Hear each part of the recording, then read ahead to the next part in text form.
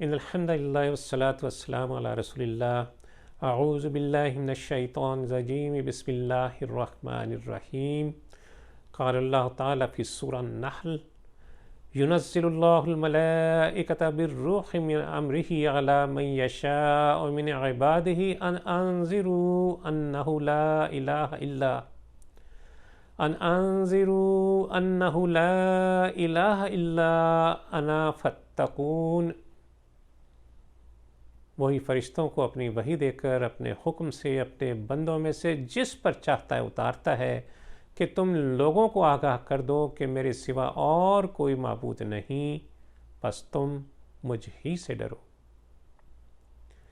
ناظرین کرام، جسے اللہ عز و جل نے دنیا کی زندگی میں لا الہ الا اللہ صدق دل سے کہنے کی توفیق عطا فرما دی تو اس سے بڑی کوئی نعمت اس کو کبھی عطا نہیں کی گئی۔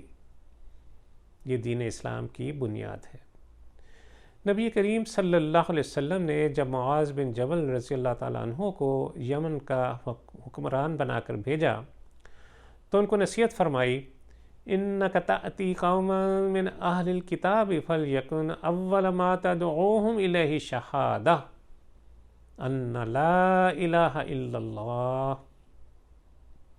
یقیناً تم اہل کتاب کی قوم کے پاس جاؤ گے تو تم انہیں سب سے پہلے لا الہ الا اللہ اس کی شہادت کی دعوت دینا۔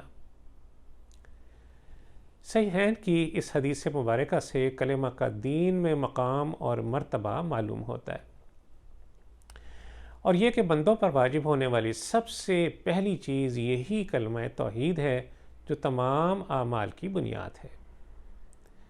امام ابن حبان اور حاکم نے ابو سعید خدری رضی اللہ تعالیٰ عنہ سے روایت کیا ہے کہ رسول اللہ صلی اللہ علیہ وسلم نے فرمایا، موسیٰ علیہ السلام نے اللہ عز و جل سے عرض کیا، اے پروردگار، مجھے کوئی ایسا کلمہ بتلا جس سے میں تجھے یاد کیا کروں، جس کے ذریعے میں تجھ سے دعائیں مانگا کروں۔ اللہ عز و جل نے فرمایا، اے موسیٰ، لا الہ الا اللہ کہا کرو۔ موسیٰ علیہ السلام نے کہا، ہے میرے رب، یہ کلمہ تو تیرے سبھی بندے کہتے ہیں۔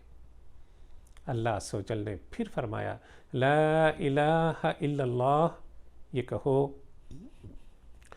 موسیٰ علیہ السلام نے کہا، لا الہ الا انت، اے میرے رب، میں تو اپنے لیے کوئی خاص وظیفہ چاہتا ہوں۔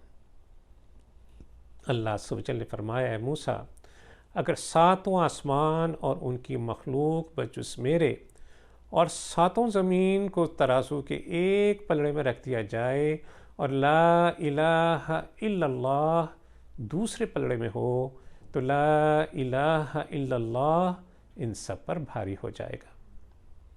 تو بھائیو، یہ کلمہ جنت کی قیمت ہے، جہنم سے چھٹکارا دلانے والا ہے، جنت کو واجب کرنے والا ہے، ایمان کی تجدید کرنے والا ہے۔ یہی سب سے بہتر ذکر ہے اور یہی سب سے بہتر عمل ہے۔ جس شخص کا یہ آخری کلام ہوگا وہ جنت میں داخل کر دیا جائے گا۔ اللہ عز و جل سے دعا ہے کہ اس کلمہ کی بدولت ہمیں عذاب قبر اور جہنم کی ہولناکیوں سے محفوظ فرمائے، ہمیں اس کلمہ کا صحیح فہم عطا فرمائے، اس کلمہ سے ہمیں محبت کرنے والا بنا دے، اس کلمہ کا چرچا ساری دنیا میں کرنے والا بنا دے۔ اللہ عز و جل بوقت رخصت دنیا ہماری زبانوں پر بھی جاری فرما دے، لا الہ الا اللہ محمد الرسول اللہ، وصلی اللہ تعالی علی خیر خلقہ محمد وعلی آلہ وصحبہ وسلم۔ صلوا